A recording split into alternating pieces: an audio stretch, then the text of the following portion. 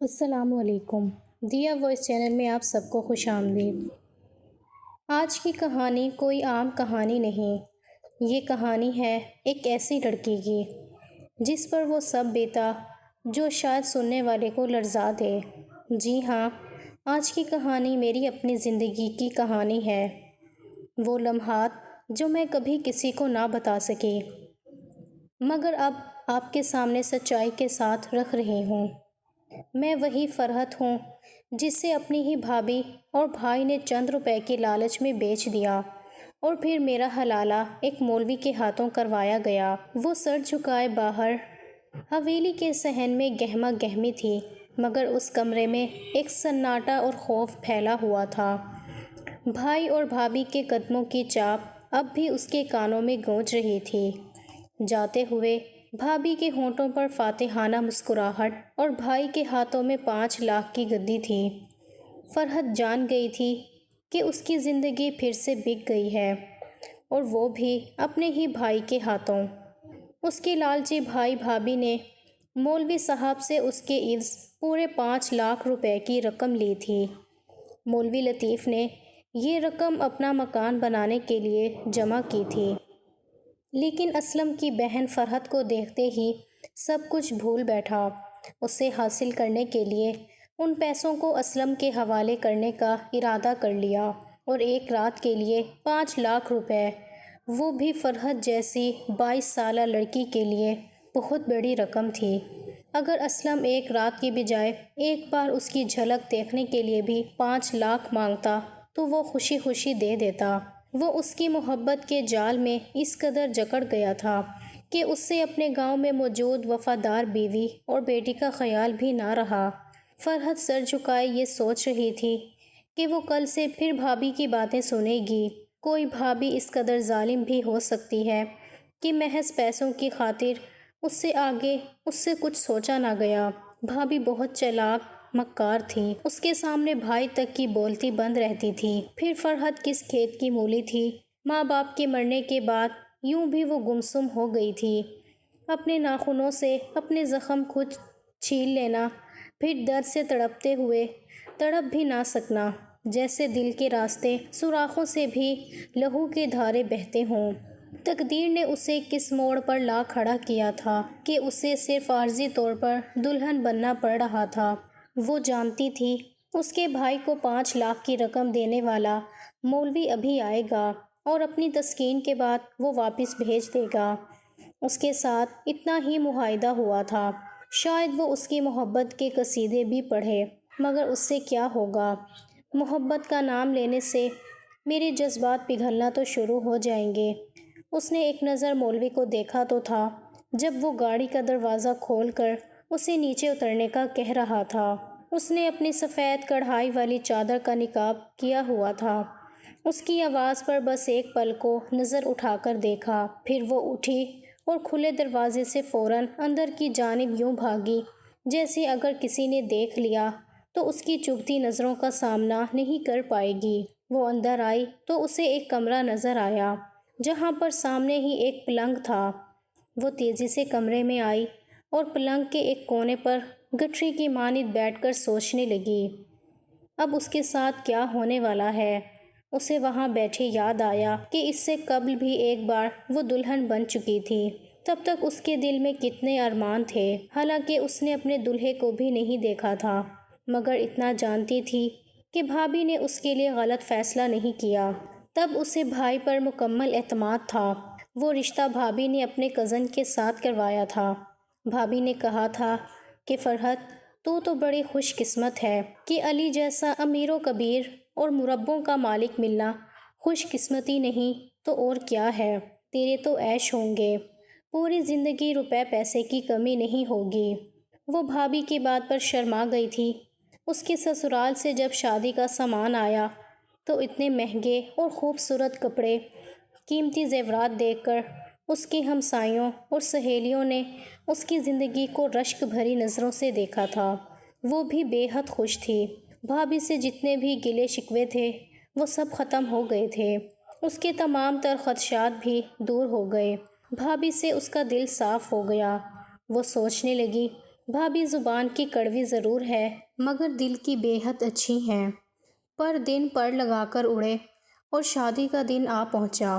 دلہن بنی وہ بہت خوبصورت لگ رہی تھی۔ ابھی عمر ہی کیا تھی، محض 18 سال، اور اس عمر میں انسان معصومیت کے جس درجے پر ہوتا ہے اس کے چہرے کا نکھار ہی سب بتا دیتا ہے۔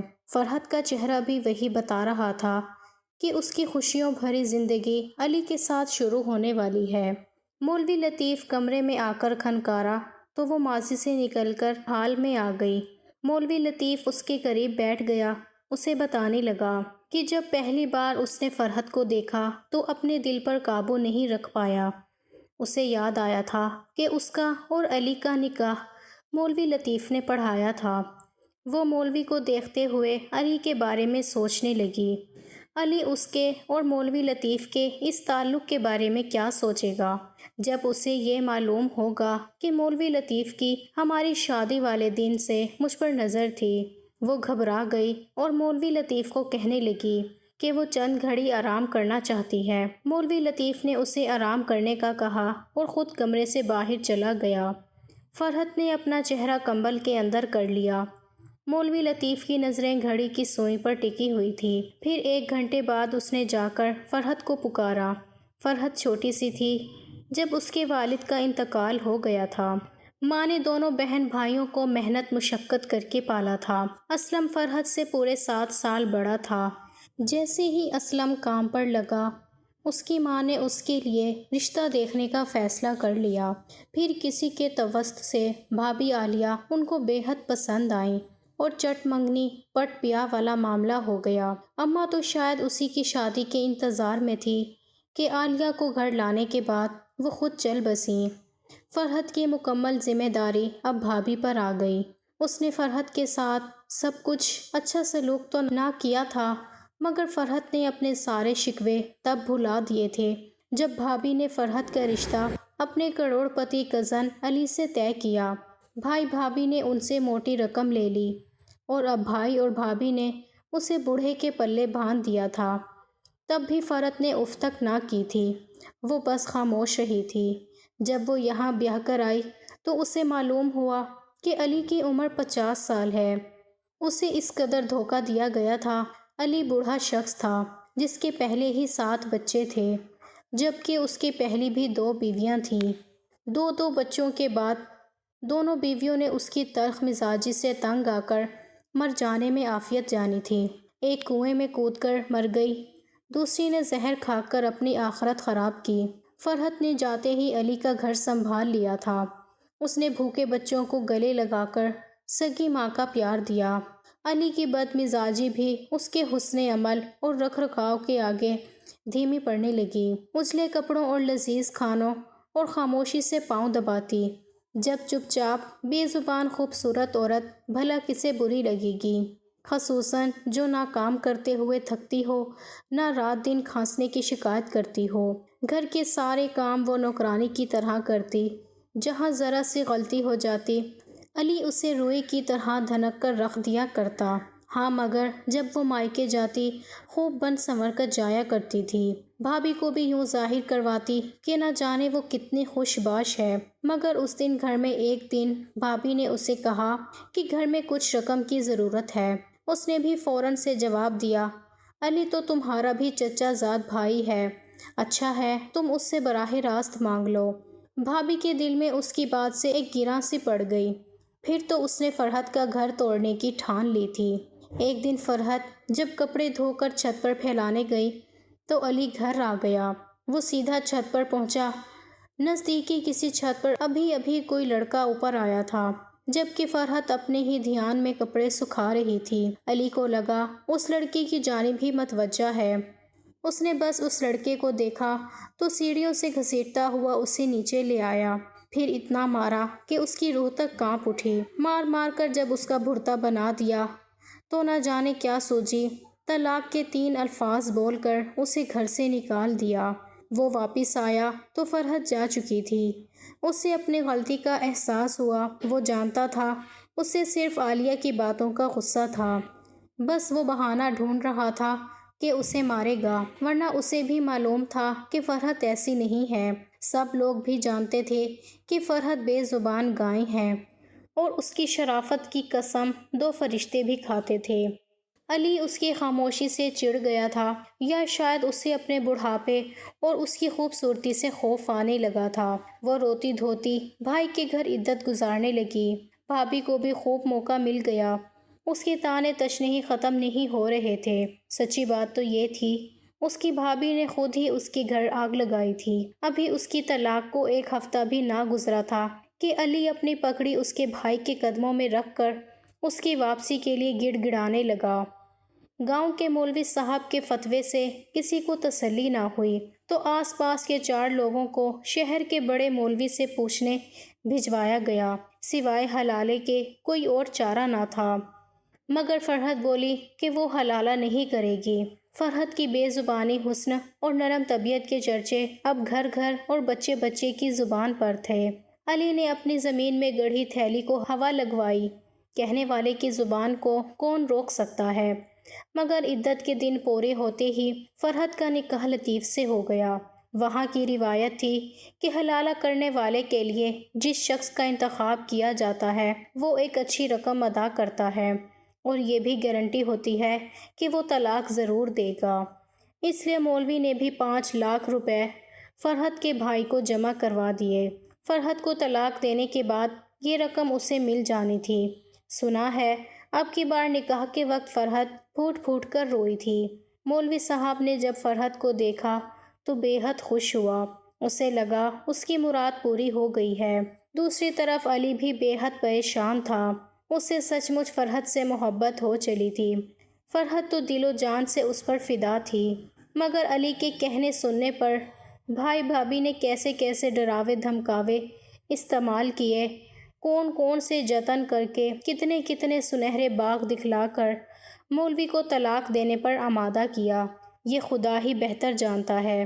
اس سارے معاملے میں علی نے زمینیں بیچ کر کتنا پیسہ لگایا یہ بھی کوئی نہیں جانتا۔ بس یہ دیکھا کہ فرحت کی بھابھی سونے کے نئے جھمکے پہنے پھرتی ہے۔ فرحت پھر سر جھکائے بھائی کے گھر عدت کاٹنے لگی۔ مولوی لطیف نے جہاں گھپلا کیا وہیں اب کہ فرحت کے بھائی اسلم نے اسے 5 لاکھ روپے واپس دینے سے انکار کر دیا۔ علی کے پھیرے پھر سے وہاں لگنے لگے۔ فرحت سامنے نہیں آتی تھی، مگر اسے کچھ سنگن ملی تو اس کے کان کھڑے ہو گئے۔ آخر اسے گاؤں کی نائن کی زبانی ہر بات کا رتی رتی علم ہو گیا تو وہ آہیں بھر کر خاموش رہی۔ ایک بار پھر علی کی دولت جیت گئی۔ بیل بکریوں، گایوں اور لڑکیوں سے کہاں پوچھا جاتا ہے کہ انہیں کس کھونٹ بیچنا ہے۔ اب صرف عدت کے گزر جانے کا انتظار تھا۔ وہ پھر سے بیاہ کر علی کے گھر چلی گئی۔ مولوی لطیف بے حد پریشان تھا کہ اس کی رقم اسلم لوٹا نہیں رہا۔ اس نے کوشش کی مگر اب وقت گزر چکا تھا۔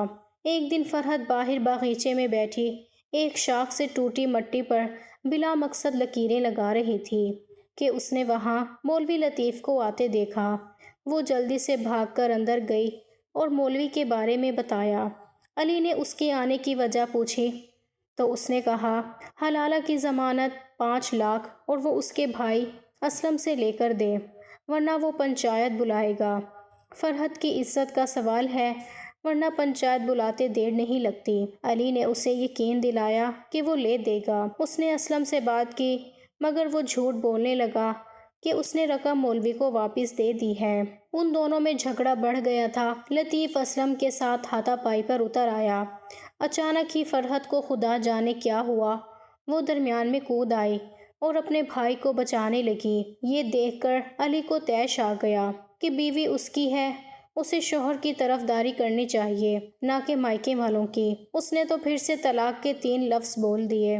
اب تیسری بار فرحت کو طلاق ہو گئی۔ اسلم نے اب ایسا کیا کہ مولوی لطیف سے ہی بات کر لی، پھر سے اسے حلالہ کے لیے نکاح کروانے کا پیغام بھیج دیا، کیونکہ اب کی بار علی نے کہا تھا کہ اس سے غلطی ہو گئی ہے اور یہ آخری غلطی ہے۔